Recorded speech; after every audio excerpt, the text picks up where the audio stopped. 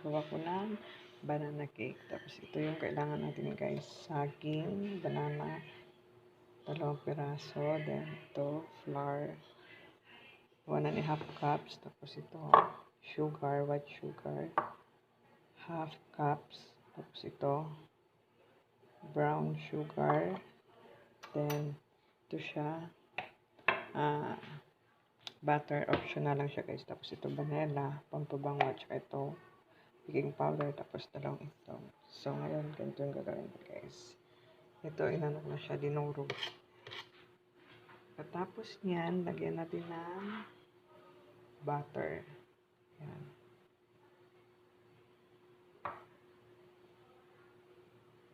Tapos, isunod natin yung itlog. 2 itlog guys. Diba? Ayan. Tapos, imimix natin siya.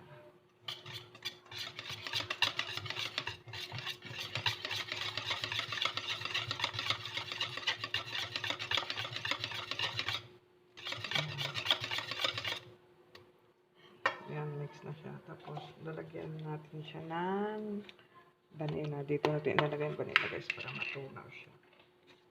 Ayan. 1/2 teaspoon.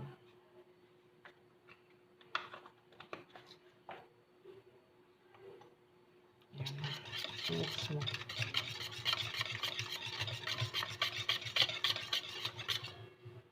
So, next gagawin natin is ilalagay natin ito yung flour. Kailangan dapat nakaseparate siya guys. Tapos, ito yung white sugar.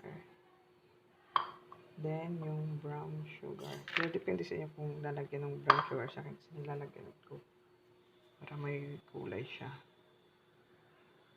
Tapos, lagyan natin ng 1/2 baking powder. Yan guys. So, yan na siya guys. I-mix mo siya guys. Para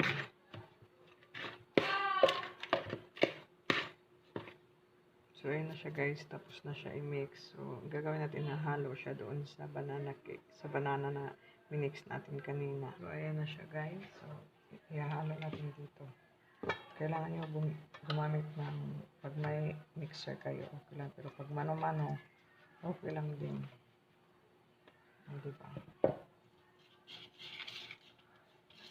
Kailangan i-mix nyo na mabuti guys. Yan.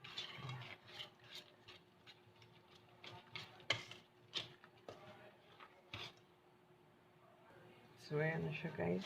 Mix na. So, dapat before kayo mag-mix, naka-ready na yung oven nyo. Isa-set nyo na siya para madali na lang siya maluto.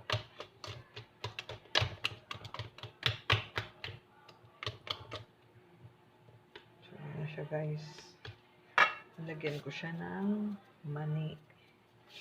Naluan ko siya pero depende yan sa inyo pag gusto nyo lagyan or hindi. So ngayon ilalagay natin siya sa lalagyanan. So ayan guys, kailangan natin siya lagyan ng spray na butter. Ayan, para mag-ano siya. Hindi siya didikit.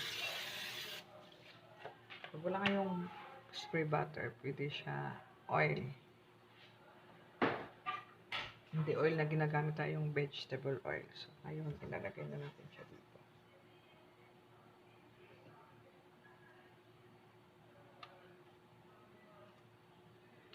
Ayan na siya kadali, guys.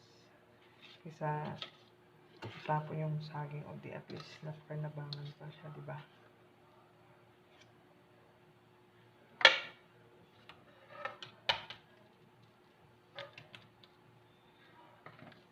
Kasi hindi na kinain nila yung saging kasi nga ano na hinog. So ang ginawa ko, gumawa ako ng banana cake. Discarding Pinoy. Diba? Mga diskarte yung mga Pinoy. Lalong-lalo na pag nasa abroad. Yan. Yan siya. Dapat ayusin niyo para maano siya, mapantay siya.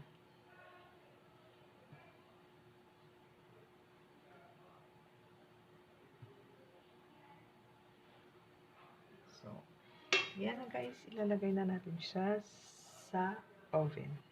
Antayin na natin siya maluto. So, yan yung mga brown na yun. Nilagyan ko siya ng mani. Pero depende na yun sa inyo kung lalagyan nyo o hindi. So, yan na guys. Nilagay ko na siya. Antayin na lang natin siya. Natin kung okay na ba. Yan. Yan. So, ngayon, para alam natin kung luto, dapat gagamit tayo ng toothpick para alam natin kung luto na. Tutusok na doon. So, yan.